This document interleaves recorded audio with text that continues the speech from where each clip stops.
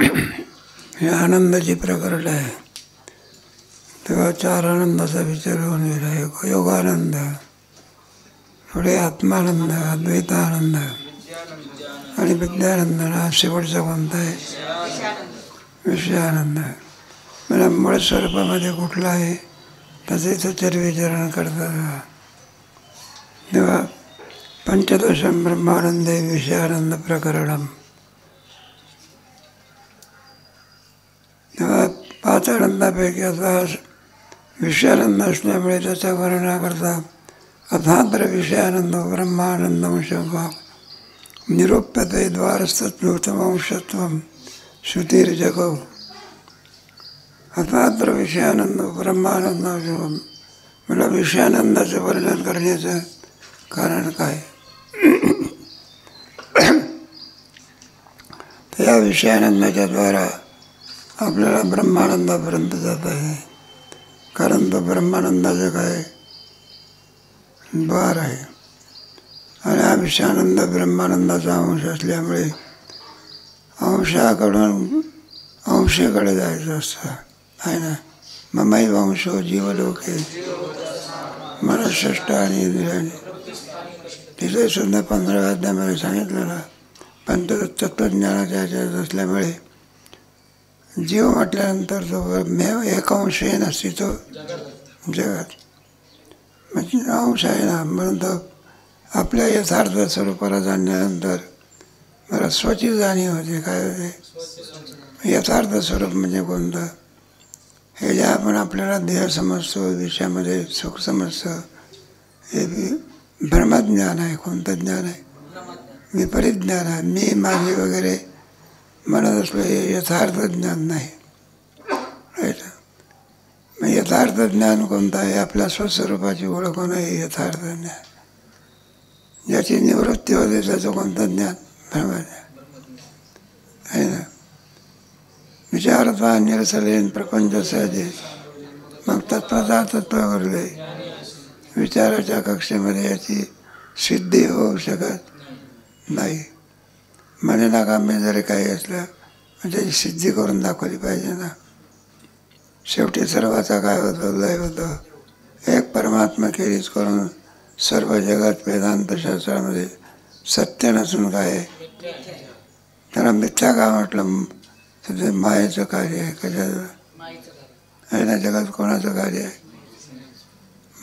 मायेचंच काय? पंचमहाभूत कोणापासून होत? आत्मना आकाशात संभवता आकाशात. सगळे पंचमहाभूत सुद्धा त्रिगुणात्मक कार्य आहे.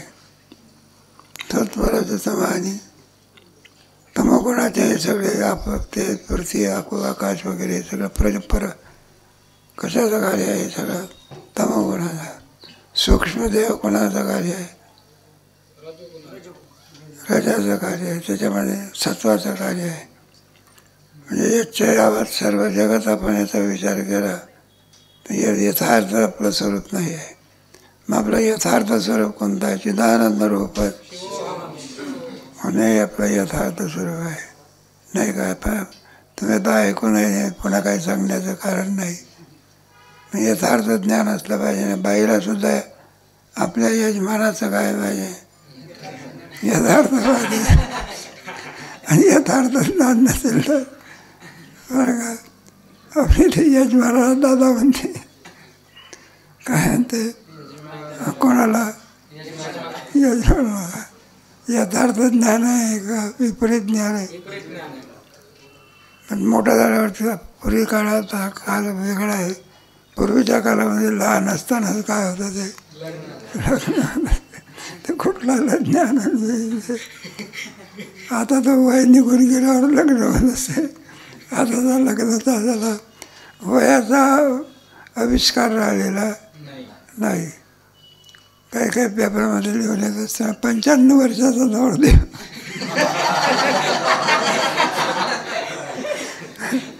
त्याला काही अर्थ आहे का त्याचा? काही जाऊ द्या. यथार्थ स्वरूपाचं ज्ञान आहे अत्यंत आवश्यक आहे. त्या विषयानंदाच्या द्वारा आपल्याला यथार्थ स्वरूपाचं काय होते? मग कोणाकडून शिरायचं? विषयानंदाकडून शिरायचा आणि कशाची प्राप्ती करून घ्यायची? ब्रह्मानंद आहे. त्याला परानंद असं म्हणतात. काय म्हणतात? यो वै विमात सुखम नालफे. असं डबकं वेगळं, कोणी एखादी ओळ वेगळं, नदी वेगळी, आणि समुद्र तो समुद्राला कोणतीच उपमा देता येत कोणत्या नदीची आहे का? इतराला असं आहे ना, उपाधीवर अवलंबून असते. नदी भरून चालली पण पाऊस आल्यानंतर नेहमी नदी भरून चालत असते का? मग इंद्राणी भरून का चालली? नाहीतर काय पडते आहे का? वरच्या पाण्यावर काय असते? समुद्र पाऊस नाही पडला तर सुकून जातो का? आणि पाऊस पडला तरी इंचभर काय होत नाही आहे का नाही? जसाच्या पिकाच्या याला पूर्ण अवस्था म्हणतात. मग आपली कोणती अवस्था आहे? ओम पूर्णमद पूर्णमिदं पूर्णस्य पूर्णमादाय. मग आपण त्या अवस्थेला विसरून देहालाच काय म्हणतो? मी म्हणतो या पूर्ण अवस्था. म्हणून हा जो आपल्याला आनंद होत असतो विषयाच्या द्वारात, याचा यथार्थ स्वरूप कोणतं? हा आला कुठून आला?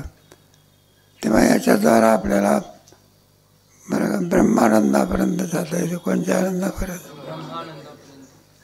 जर विषयामध्ये आनंद वाटतो आपल्याला, ब्रह्म जर आनंद रूप नसतो तर विषयामध्ये आनंद प्राप्त झाला नसता. मग ब्रह्माच्या ठिकाणी आनंद नावाचा गुण आहे का? त्याचं स्वरूप आहे. गुण कधी असतो आणि कधी तो काही संबंध राहतो का? नाही का? म्हणजे त्याला आगमापायी म्हणतात. गुणाला काय म्हणायचं?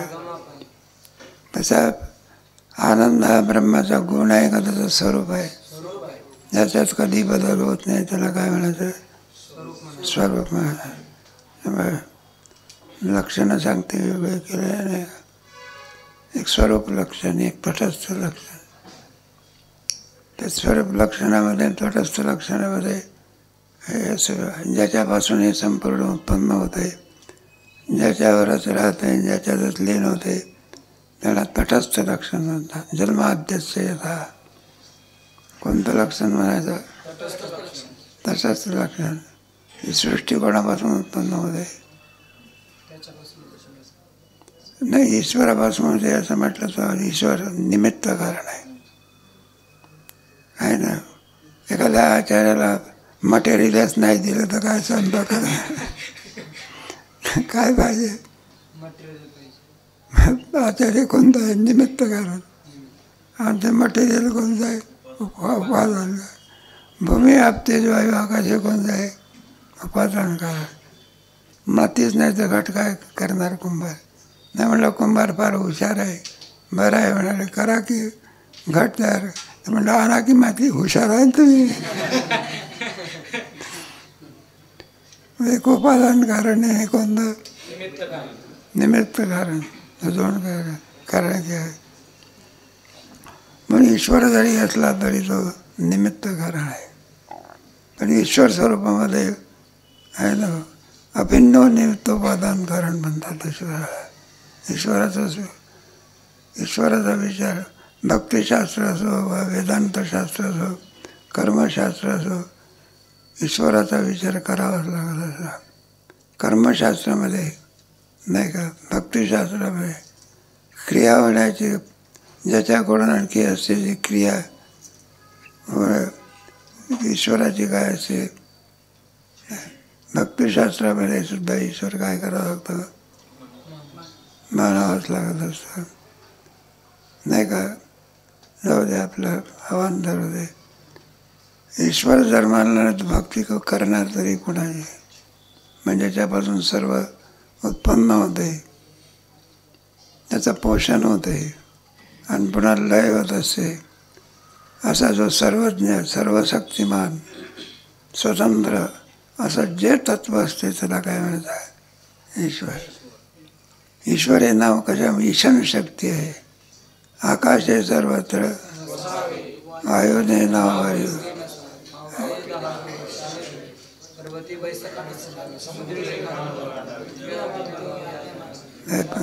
त्याच्यात तुम्हाला माहितीच आहे की मी ईशान असावं लागत असतं, नाहीतर पाऊस पडला जास्त तर लगेच सांगावं लागत असे, नदीकाठचे घर सावध राहावं आता. समुद्राच्या कडेला काय असे घर असे, म्हणजे किती पाऊस पडला आणि किती नद्या येऊन मिळाल्या समुद्र इंचभर तरी वाढतो का समुद्री रेखा. पृथ्वीभूते व्हावी आज्ञा. एखादा भूकंप झाला म्हणजे सगळे होतं, पृथ्वी जर हल्ली तर काय होईल मग, संपलं की ते. म्हणजे की भक्तिशास्त्रामध्ये किशोर काय करावं लागतं, मानावंच लागत असं. तात्पर्य कसं करतं चाललेलं आपलं, तेव्हा अंशाकडून अंशीकडे जायचं. कोणाकडे जायचं, घरात तरी गावे दाराची सोयी. घरामध्ये जायचं असेल तर कुठूनही जायला लागते, भिंतीला छिद्र पाडायचं. मग त्याला द्वार असते, आणि द्वारातून काय जायचं. माझा विषयानंद हे ब्रह्मानंदाचं काय द्वार आहे. तद्वारा आपल्याला कोणाकडे जाता येते, ब्रह्मानंद आहे. आणि पूर्ण आहे, ब्रह्म आहे अपूर्ण आहे का पूर्ण आहे. ओम पूर्णमद पूर्णमिदं पूर्ण स्वगत सजातीय विजातीय देश देश काल रे सद्रूप चिद्रूप आनंद स्वरूप नाही का, एको हम आहे का. असं जे ब्रह्म आहे आणि तेच किम स्वरूप आहे, आनंद स्वरूप आहे. असं वेदांताचा काय सिद्धांत आहे. ते आनंद आहे म्हणून इतरांमध्ये आनंदाची प्रतीच येते. ते जर आनंद नसतं तर इतरांमध्ये आनंदाची प्रती. गोडी हे साखरेचं स्वरूप आहे म्हणून आपल्या कोणत्याही पदार्थामध्ये गोडी. साखर जर गोड नसती तर पदार्थ लागले. मग कोणताही पदार्थ असो, पदार्थामध्ये असलेली गोडी कोणाची आहे, साखरेच्या ठिकाणी आली कुठून आहे, ते त्याचं काय, त्याचा ब्रह्माच्या ठिकाणी आनंद आला कुठून, मग ब्रह्माचा आनंद आहे काय स्वरूप आहे. ब्रह्मविचार फक्त वेदांत शास्त्रातच केला आहे. आत्मविचार केला, काय केला, पण ब्रह्मविचार कोणत्या शास्त्रात आहे, वेदांत. नैयायिकाने सुद्धा आत्मविचार केलेला आहे नाही का, बरोबर आहे. पण तो आत्मविचार मग ते विचारात प्रवृत्त झाला, कशामध्ये, पण यथार्थ निर्णय करू शकला नाही आहे का. मानून म्हटला जात ना बरं का. ते हनुमंताला शोधायला गेले होते तेव्हा, सीता शोधायला, म्हणजे लक्षणं सांगितली, रामायणातला विषय आहे. ते सुग्रीवाची मैत्री झाली ना, म्हणलं मी आम्ही साठलोट केलं होतं ना त्याचं काय कर. वालीने कोणाची मंडळी दिली होती, सुग्रीवाची. रामचंद्राने काय करून दिले, मग आपल्या सुग्रीवाला सांगितलं, म्हणलं मी तुझी मिळून दिली माझी काय. मग सगळी सेना काय केली, पाठवले. म्हणलं हे बा सीतेचा शोध लावला तर माझ्याकडे या. नाही सीतेचा शोध लागला तिकडे जीव देऊ. जाऊ द्या, रामायण आपला विषय नाही. संपादी नावाचा होता, त्याला गीध पशु म्हणतात का. मग गीध असतो ना, त्याला लांबचं दिसते, काय दिसते ते पाहिजे. म्हणून त्याला सीता कुठे आहे, एक लंकेमधल्या अशोकवनात दिसते. आणि त्याने शोध काय त्याला लावला. ही सगळी मंडळी होती ना आपल्या याच्यामध्ये. तात्पर्य आणि मग ते हनुमंतराचं तुम्हाला माहिती आहे सगळं, रामायण वगैरे. म्हणजे त्याच्यामध्ये नाही का सीतेची ओळख कधी, तर ते हनुमंतराचं उदाहरण आहे बघा. कोणाचं जा म्हणायला लागलं नाही, ते सगळे मंडळी गेले. मग ते प्रभू रामचंद्र म्हणायला लागले, या सुग्रीवाच्याकडे 18 पद्म वाहणार आहे, पण सारे मूर्खाचा बाजार आहे. हे काही शहाणं नाही. आम्हाला असं कसं सीता पाहिलीच नाही तर शोध करणार एक वाहणार होता, कोणता वाहणार? आणि तो आम्हाला विचारायला लागला, म्हणलं का तुम्ही सीता शोधा करता आम्हाला पाठवता, पण सीता तिची ओळख काय असा प्रश्न केला. मग प्रभू रामचंद्रांनी तिची ओळख सांगितली. म्हणला जिथे सीता असेल ती तर राम राम म्हणेलच म्हणेल, पण ज्या झाडाखाली असेल ते पानंसुद्धा काय म्हणते राम, तिथले दगडंसुद्धा काय म्हणते, निश्चित समजावं ती कोण आहे अशी कोण सांगितलेली. मग ते हनुमंतरा गेले, सीता शोधायला लागले. तर इंद्रजिताचा महाल होता ते सुलोचनामध्ये. पण ती त्याला वाटलं की सीता आहे का, पण लक्षणं लावले ना, काय लावले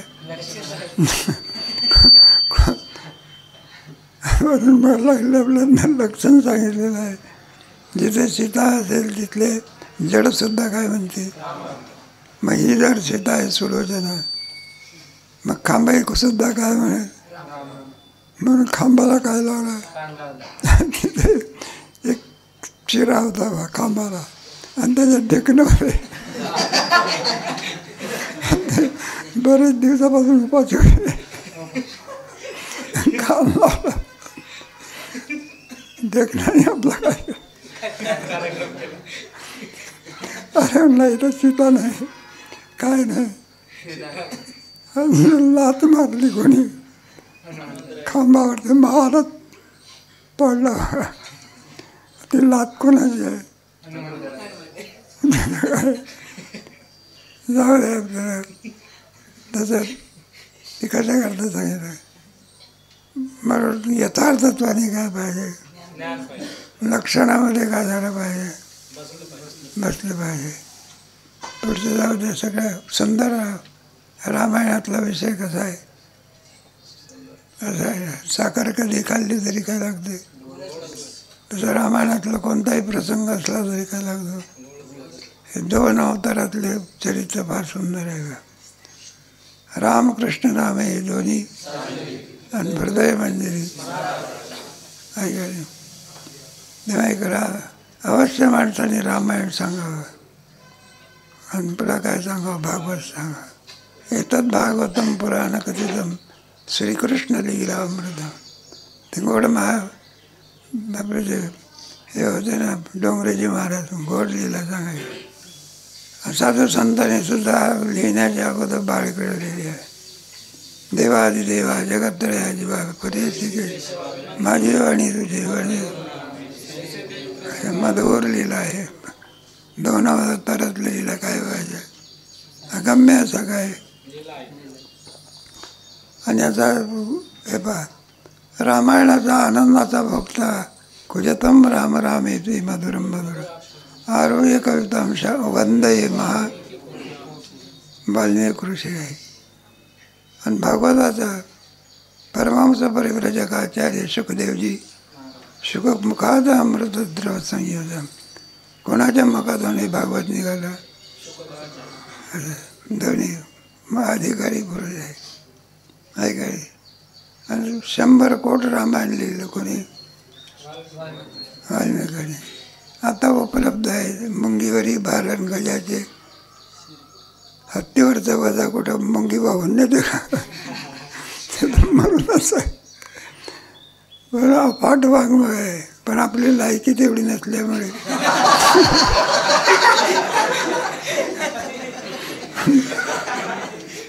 कुठं आहे तुकोबाराने किती अपंग केलं, 4 कोटी गेलेले. इतके दिले का तुम्हाला, आपली योग्यता पण 4000 दिली, किती जास्त नाही. आणि त्याच्यात आता शॉर्टकट निघालेला आहे, पॉकेट डायरी, पॉकेट निघाली का. लोप होत चालला. काय झालेलं आहे ते बरं आहे, आपल्या आनंदाची गोष्ट आहे. वारकरी शिक्षण संस्था म्हणून काहीतरी ज्ञानेश्वरी पाठ करायला लावतात, गाथा काय करतात, भजनी मालिका वगैरे. आनंदाची गोष्ट नाही तर ही वाङ्मय काय झालं असतं, लोपरा हे जणून जिवंत ठेवून राहिलेलं आहे. हे कशा करतं हे, तेव्हा हे विषयानंद ब्रह्मानंदाचा काय द्वार आहे. तुम्हाला ब्रह्मानंदापर्यंत जायचं असेल तर अगोदर कशाचं विषयानंदापासून. माझा बराचसा आपण विचार केला, शेवटी निर्णय ठरला की ब्रह्मच आनंद स्वरूप आहे, विषयात काय नाही. पूर्व पक्ष उत्तर पक्ष. जर ब्रह्मच आनंद स्वरूपाचा विषयात आलेला आनंद कोणाचा नाही काय. आणि आम्हाला आनंद विषयामध्ये वाटतो याची वाट काय म्हणजे त्याच्यामध्ये वेदांत शास्त्राला प्रक्रिया असं. विषयामध्ये आनंद नाही, ब्रह्माचा आनंद आहे, मला सिद्धी करून दाखवा की नाही का. जर विषयामध्ये आनंद नसता तर एकशीच विषयापासून आपल्याला काय झालेला असता, झाला नसता. नाही नाही, आमचं चुकलं. विषयाचा आनंद नसता तर एकशीच आनंद विषयापासून आनंद झाला. यावरून काय सिद्ध होते, विषयातच काय आहे, विचारसागराची सुरत कुठं आहे, याच्यापासून आहे. म्हणजे तुमचा आत्माच किम स्वरूप आहे, आनंद स्वरूप आहे ना. मग तुम्ही आनंद करता आमच्याकडे कशाला आलात नाही का. नाही, तुमचा आत्माच किम स्वरूप आहे, मग आमच्याकडे येण्याचं काय. मग त्याने सांगितलं मला विषयात आनंद वाटतो याची, विषयातला आनंद कोणाचा, त्याचं काय केलं पाहिजे, दिग्दर्शन केलं पाहिजे. आणि तिथून चौथ्या तरंगाला काय मग सुरुवात आहे. मग विषयात होणार असणारा आनंद हा विषयाचा नसून कोणाचा आहे, आत्म्याचाच आहे. मग त्याच्याकरता आपल्याला आनंदाची जीवाला काय होते, इच्छा होते. कोणालाही म्हणा सामान्य नियम आहे, अगदी तत्मंगीपासून तो ब्रह्मदेवापर्यंत आनंदाची इच्छा नसणं हे काही. मग विचार त्याच्यामुळे विषय आनंदाची इच्छा झाल्यामुळे काय होत असते, मग विषयाची इच्छा होते. आणि त्याच्यामुळे विषयाची काय होत नाही, विषयाची इच्छा थोडा घ्यायचा. विषयाची इच्छा झाल्यानंतर वृत्ती चंचल होते. काय होते, आणि पुढे प्रारब्ध प्राप्त म्हणा विषयाची काय होते, विषयाची प्राप्ती झाल्यानंतर चंचल झालेली वृत्ती काय होते, आणि स्थिर झालेल्या वृत्तीमध्ये आत्मानंदाचं काय पडते, प्रतिबिंब. आत्मा किम स्वरूप आहे, दुःखरूप आहे का आनंद स्वरूप आहे बघा. आणि क्रिया क्रमाने होत नाही, काय होत नाही, युगपत होते, एकाच वेळेला होते. काय होते, आणि माणसाला असं वाटत असते, भ्रम होत असतो की आनंद कोणापासून मिळाला, विषयावर. मग त्याच्यावरती अनेक प्रकारचे दृष्टांत. कुत्र्याचा दृष्टांत, कुत्रे रक्ताकरता आणखी चिकटतं हाडाला, आणि चिकटल्यामुळे हाड रुतल्यामुळे त्या दाढीला काय पडते, जखम होते, त्याच्यातून खायचं. आणि त्या कुत्र्याला असं वाटते हाडातच काय, वास्तविक ते रक्त हाडातलं आहे काय तर दाढेतलं आहे. पण दाढेतलं आहे याचं त्याला ज्ञान नाही. पुन्हा पुन्हा पुन्हा पुन्हा ते काय करतं, मरून जाईल.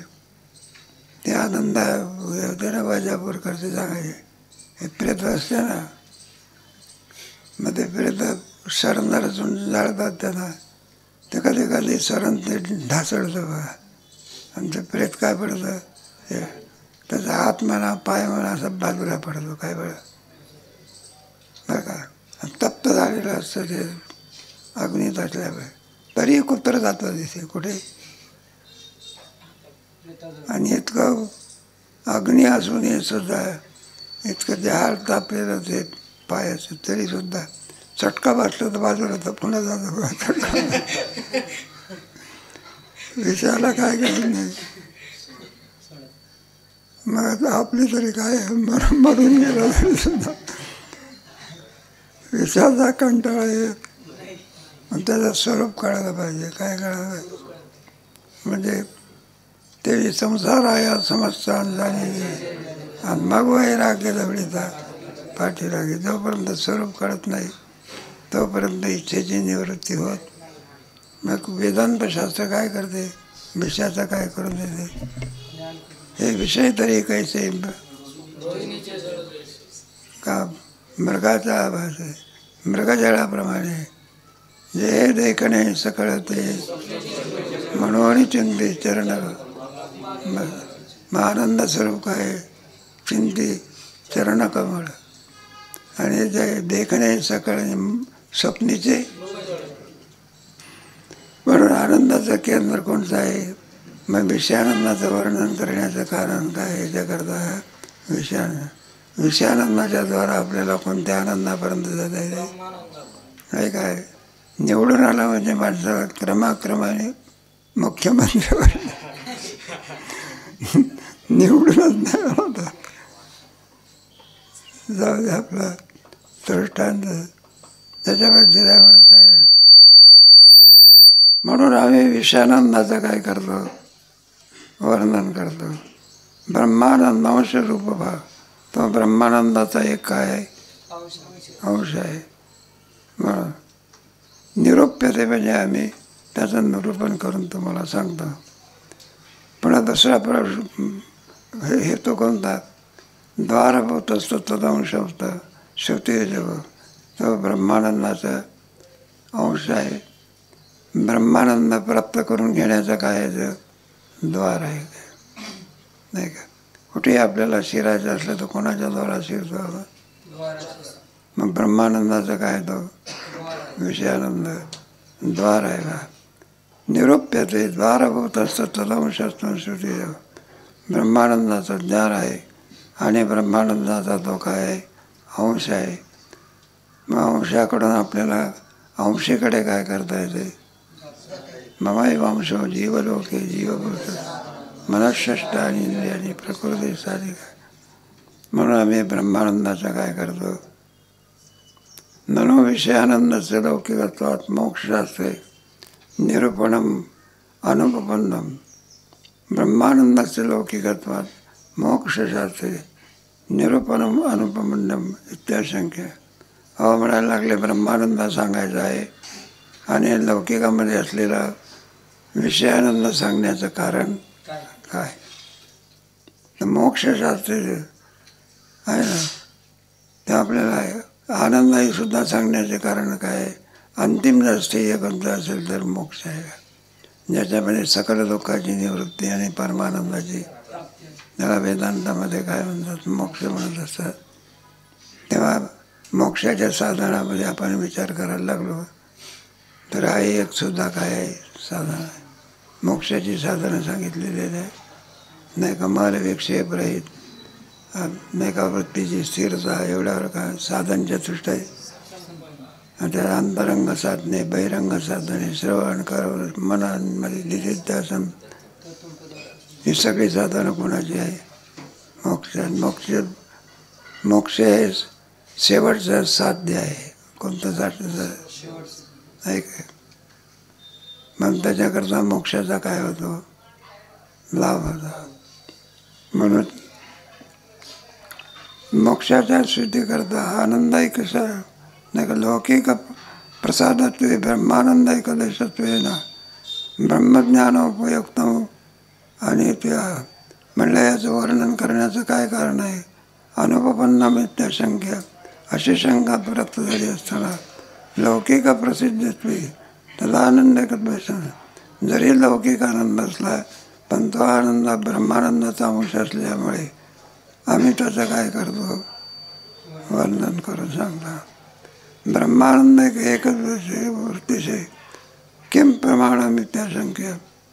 म्हणलं का विषयानंद ब्रह्मानंदाचा एक देश आहे. याला प्रमाण काय.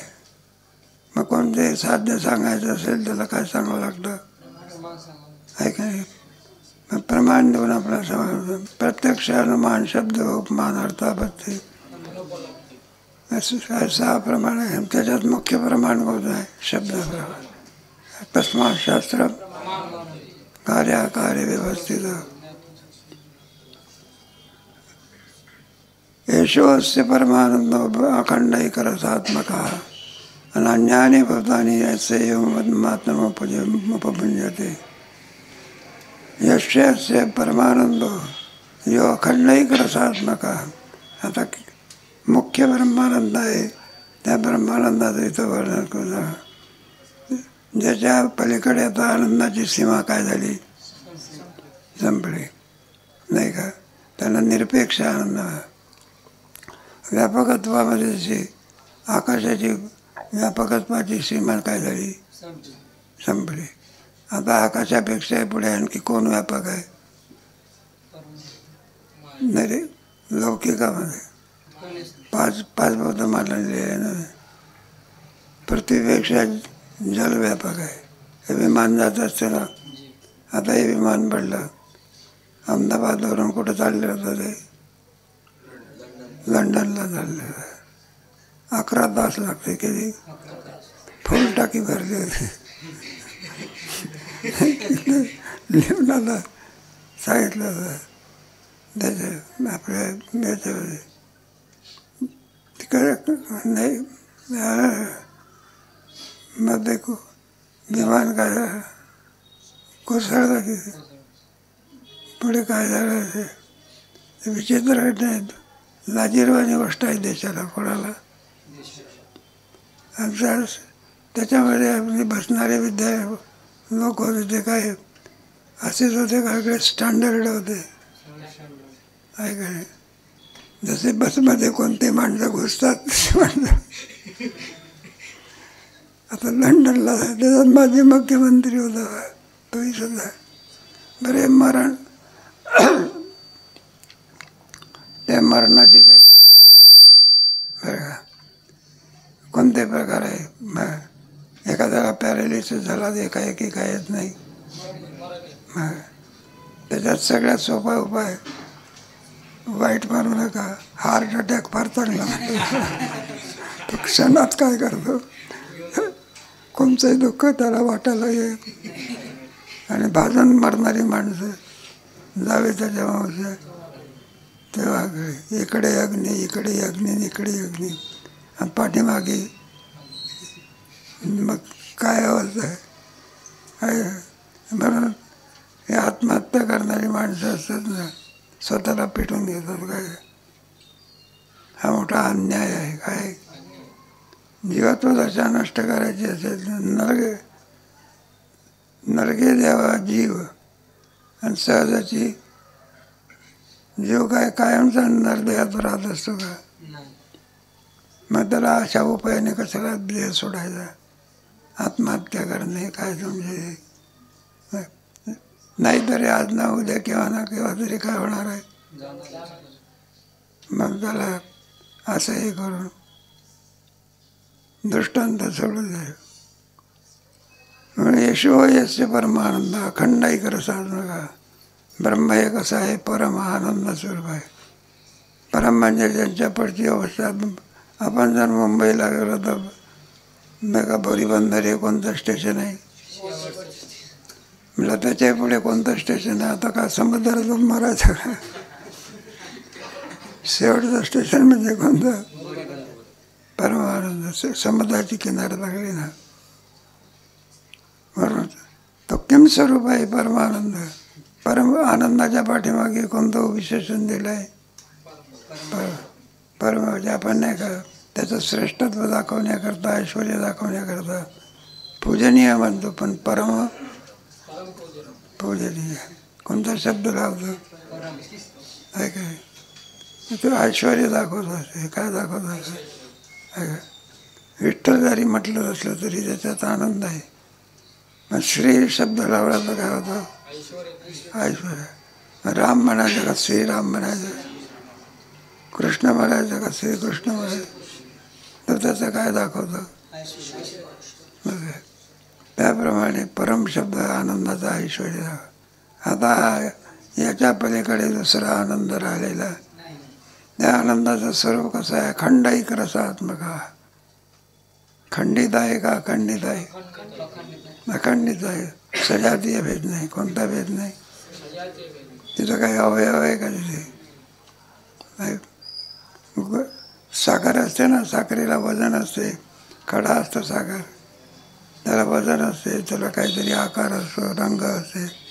साखरेच्या खड्याला असते ना सर्व. गोड असला तर लालपणा असतो, साखरेला पांढरापणा असतो. या प्रकारे म्हटलं हे वर्णन करून माणसाला सांगता येईल, पण साखरेमध्ये असणारी गोडी तिचं वर्णन करून सांगा. का लाल आहे का जड आहे ती गोडी, तिचं वर्णन करून सांगता येत. म्हणून हा कसा आहे? रसात्मक हा. आणि हा रस आनंदाचा ना तुकोबाराचा प्रमाण आहे. लाव करा त्याला रसोबाईचा रसवज्ञा असा रसस्वरूप. आणि अखंडैक रस. रस हेच जसं काय, तो रस ज्ञानवाचक शब्द घ्यायचा, आनंदवाचक शब्द घ्यायचा. सेवितो हा रस वाटितो आणि का ग्यारे होऊ नका राणभरी. असा रसात्मक, अखंडैक रसात्मक. अन्यानी भूतानी तस्य मात्र उपयोग. एक एक वर्णन करून सांगितलेलं आहे ना. ब्रह्मानंदाचं वर्णन वरच्या याच्या सांगितलं. आणि हा आनंद स्वरूप असल्यामुळे अन्यानी भूतानी तस्य मात्र हे भूपभंजते. हा ब्रह्म हे आनंद स्वरूप असल्यामुळे आणि अन्यानी भूतानी तस्य याच्या आनंदावरती भूत काय होतात? जगतात. आपल्याला आणि झोपेतून आनंद मिळतो नाही का? विषयाच्या द्वारा काय मिळतो? आनंद मिळतो. म्हणूनच जीवात्मा काय होऊ शकतो? जगू शकतो. जर आनंद मिळाला नसता नाही का, कोणची क्रिया जो करत असतो ती कशा करत असतो? आत्मनस्तु कामाय सर्वं प्रियं भवति. आपल्या आनंदाकरता नाही का 12व्या प्रकरणामध्ये जिथे जिथे आपण क्रिया करत असतो त्या क्रियेचा उगम कुठून असतो? आत्मनस्तु सर्वं प्रियं. ते क्रमाला असं वाटत असते मी माझ्यावर ते प्रेम करते, माझ्यावर प्रेम करत नाही. मग काय होत असे? आत्मनस्तु काम आहे. एखादा मित्र असला, आपल्या मुलाचा मित्र असेल, त्याच्या मित्रावर ते प्रेम करत असतो. कोणामुळे प्रेम करतो? आपल्या मुलाचा मित्र. आणि मग त्या मुलाचा आणि त्याचं वाईट आलं तर प्रेम करतो का? मग आत्मनस्तु काम आहे. 12व्या अध्यायामध्ये काय? नन्मेव मासनानंदात ब्रह्मानंद व्यक्त योगी निजानंद. असं निजानंद. अखंडैक रसात्मक. अन्यानी भूतानी तस्य मात्र उपयोग. म्हणजे त्याच्या आनंदामुळे लेश मात्र आनंद आपल्याला. अन्यानी भूतानी, अन्यानी म्हणजे त्याहून भिन्न असणारी जे प्राणी मात्र, त्या प्राणी मात्राला अन्न मात्र उपयोग. याच्या आनंदामुळे आनंदी झाल्यामुळे ते जगू शकतात. काय होऊ शकतात? जगू शकतात. भूतानी उपयोग. त्याच्यामध्ये झोपेमध्ये आनंद नसतात. आपण झोपण्याची क्रिया केली, आनंद आहे म्हणूनच काय खरं त्याच्यामध्ये त्या झोप लागण्याच्या पूर्वी जे काही आपल्याला आनंद होत असतो, काय गाद्या गिरद्या, तो विषय आनंद आहे. कोणता? कारण विषयाच्या अनुसंधानाने तो आनंद आपल्याला. आणि झोप लागल्यानंतर जो आनंद असतो विषयाचा आहे का? नाही का? तत्श्रमस्य उपनित्यर्थम जीवो धावेत परात्मनि दैनैक्यम प्राप्य तत्रस्थो ब्रह्मानंद स्वयं भवे. मग सुषुप्तीमध्ये किम स्वरूप होतो? ब्रह्मानंद स्वरूप. त्याच्यावर तो तत्श्रमस्य नाही का? तत्श्रमस्य उपनिष्ठो स्वयं उपनित्यर्थम धावो धावेत परात्मनि. काही नाही. म्हणजे झोपेमध्ये जीवत्व नाही, ब्रह्मभाव आहे. पण तो कायमचा त्या याच्यामध्ये राहू शकत नाही. पुन्हा दुसऱ्या दिवसाचं प्रारब्ध झालं की पुन्हा जाग येते. उठवावं लागत असते का कर्मात त्या दिवसाचा संपला आणि दुसऱ्याचा सुरू झाला म्हणजे उठवावं लागत असते का उठत असतो. ते कर्म काय करते त्याला. असा गोड विशेष म्हणजे 11व्या प्रकरणात आपण केला. ब्रह्मानंदम प्रवक्ष्यामि ज्ञाते मातमेत्वा मकर्णैकरसात्मका अन्यानी भूतानी यस्य मात्रापजीवन्ते. म्हणून जी भूत आणखी जगत असतात हा आनंद स्वरूप आहे म्हणून त्याच्या लेशावरती ही भूत काय होतात मग जगतात. तेव्हा इदानीं विषयानंदस्य ब्रह्मानंद लेश प्रदर्शनाय तदुपाधिभूतांतः कारणवृत्ती विभज्यते. इदानीं ब्रह्मानंदस्य ब्रह्मानंद लेश प्रदर्शनाय तदुपाधिभूतानि वृत्ती विभज्यते. तेव्हा जो लेश मात्र आणखी ब्रह्मानंद आपल्याला त्याचं वर्णन करण्याकरता तदुपाधिभूतांतः त्याची उपाधी कोणती आहे त्या उपाधीचा विचार याच्यामध्ये करतात. तेव्हा हे सगळा वृत्तीच्या द्वारा आनंद आपल्याला प्राप्त होत असल्यामुळे त्या वृत्तीचे प्रकार अगोदर इथे 3ऱ्या प्रकरणात सांगा, श्लोकामध्ये सांगा. ब्रह्मानंदाचा आनंद भोगण्याकरता लागणारी जी वृत्ती असतात त्या वृत्तीत शांत घोरा. शांत स्त्रीवाचक शब्द नाही भलतात काही प्रकार शांत घोरा तथा मोडा मनसोवृत्ती अंतिदा वैराग्यम शांती औदार्य इत्याद्या शांत वृत्तया. शांत घोरा मोडा मनसोवृत्ती अशी आहे. मनाच्या 3 वृत्ती आहे. एक वृत्ती कोणती आहे शांत, दुसरी कोणती आहे घोर, तिसरा कोणती आहे मूढ. मनसोवृत्ती अशी शांत वृत्तीचं लक्षण सांगतात. वैराग्यम शांती औदार्यम इत्याद्या शांत वृत्तया. ज्याच्यापासून आपल्याला वैराग्य प्राप्त होत असे, शांती औदार्य वैराग्य इत्याद्या शांत वृत्तया त्याला शांत. ज्याच्यामध्ये स्वलय आनंद आहे आणि इतरांनाही सुद्धा काय आहे नाही अशी क्रिया आहे की ज्याच्या नाही का. एखादा आणखी अत्तर विकणारा मनुष्य असला किंवा बाई असली त्या अत्तराचा सुगंध बाईलाही आहे आणि पुन्हा विकत घेणारालाही आहे आणि दोन्ही तऱ्हेने आनंदाची काय होते हे होत असते. आणि कोळशाचा विकणारा त्याला प्रेम दाटलं म्हटलं बाबा काय आनंद आहे तो कोळसे विकत घेतो त्याच्या तोंडावरून हात फिरव. हिच्या हातालाही काळेपणा करतो आणि त्याच्या मुखालाही काय करतो काळे. ती कोणती वृत्ती. ती वृत्ती मूढ वृत्ती. स्वलाही दुःख आणि अन्यालाही दुःख कोणती वृत्ती म्हणायची अशी क्रिया करतात नाही का. शिमगा नावाचा खेळ आलेला होता. चांगला खेळ काय झाला पाहिजे, नट चांगला झाला पाहिजे म्हणून. आणि त्याच्यामध्ये शेंबड्याचा असा एक त्याच्यात हे होता विग्रह होता आणि ते काय करायला पाहिजे याचा अर्थ आणखी लोकांना कळायला पाहिजे म्हणून त्याने काय केलं आपलं स्वतःचं नाक काय घेतलं नाटकात दाखवण्याकरता. अरे पण नाटक संपलं पण तुझं नाक गेलं याची. स्वतःलाही दुःख अन्यालाही कोणची वृत्ती मूढ वृत्ती. स्वलाही आनंद दुसऱ्यालाही आनंद कोणची शांत. स्वला आनंद पण दुसऱ्याला दुःख कोणती वृत्ती घोर वृत्ती म्हणतात. म्हणून कोणते आहे ना शांत घोर आणि शेवटची कोणती वैराग्यम शांती औदार्य इत्यादी शांती वृत्तया.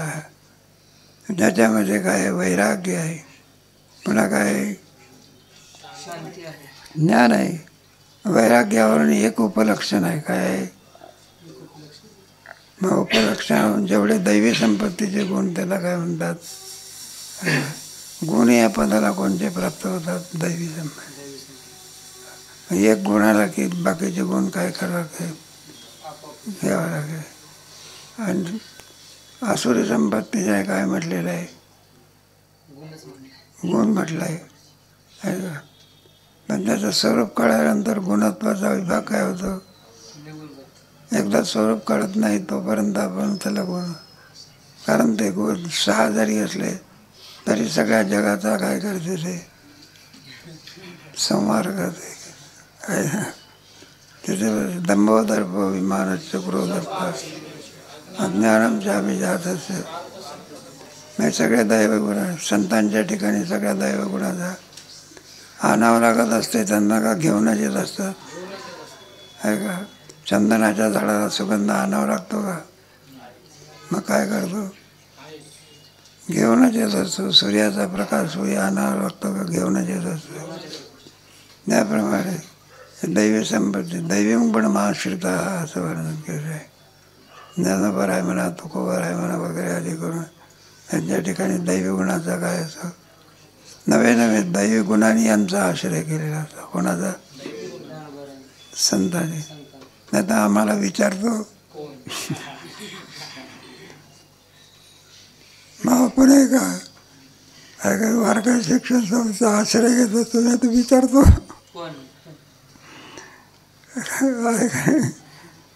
जाऊ द्या, दृष्टांत आपला संपला. म्हणून वैराग्यम शांती औदार्य इत्यादी शांतवृत्तया. शांतवृत्तीमध्ये वैराग्य, ज्ञान वगैरे दैवी संपत्ती गुणाचा उपभोग असतो. त्याला शांतवृत्तीचं लक्षण असं म्हणतात. आता आणखी पुन्हा क्रमाक्रमाने जसं काय केलेलं आहे, वर्णन केलं आहे. पुढे कोणत्या वृत्ती सांगितलेल्या आहे? नाही बघ, तृष्णा, स्नेह, राग, लोभ इत्यादी घोरवृत्तया. कोणती वृत्ती? आता घोरवृत्ती. त्याच्यामध्ये तृष्णा, स्नेह, राग, लोभ इत्यादी घोरवृत्त्या. तृष्णा किती द्या, जे पुरी म्हणून देत नाही त्याला काय म्हणायचं? नाही का? अमापसे म्हणते असली तरी सुद्धा इदम मे स्याद, इदम मे स्याद. तिच्या काम जे कधी तृष्ण, तैसी तृष्णा वाढींला मेरू आहे आता आली आहे तरी म्हणे एखादी आहे. अमापसे म्हणते आहे तरी सुद्धा म्हातारा मरायला टेकला होता. काय टेकला होता? चालता येईना, बोलता येईना, सगळ्यात होईना. शौचाकडे गेला, कुठे गेला?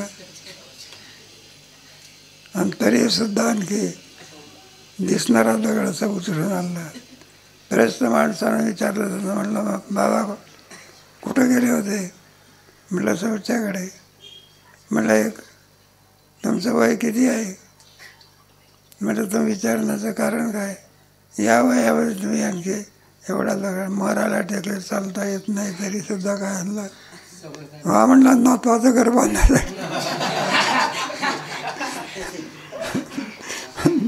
तू मरायला लागला याची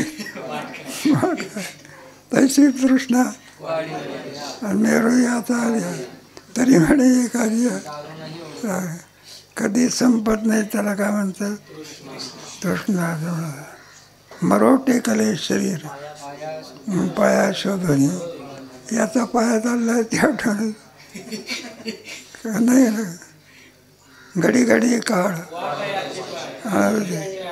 मग आपलं तरी काय, पण कोणत्या लोकात सापडलेलं आहे?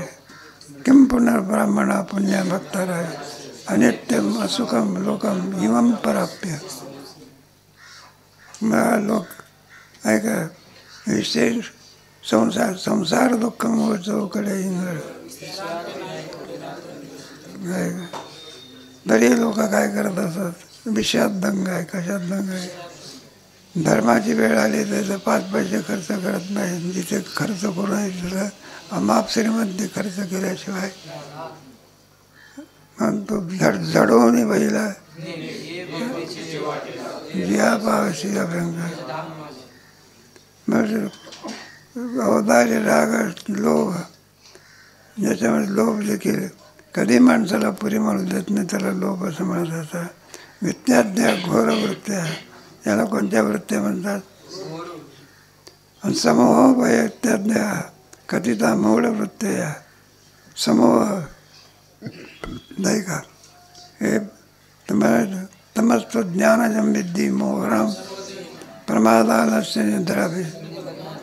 दारुड्या माणसाला स्वतःच्या शरीराचा सुद्धा काय पडलेला असतो आहे काय?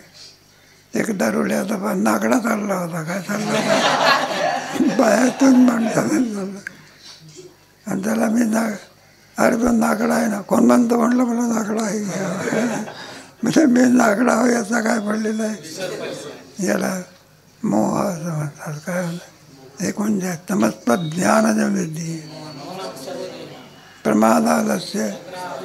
बरं चूक करून सुद्धा म्हणतो, एखाद्या न्यायाधीशाला केस गेली बरं का, आणि ती केस कोणची गेली ती म्हणलं या ग्रस्ताने आम्हाला काय दिलं आहे. मग त्या विचारलं म्हणलं तू सेवा दिल्या का? मग त्याने सेवा दिल्या होत्या ना. मग त्याने सांगितलं या भोसडी त्याला कधी सेवा दिला.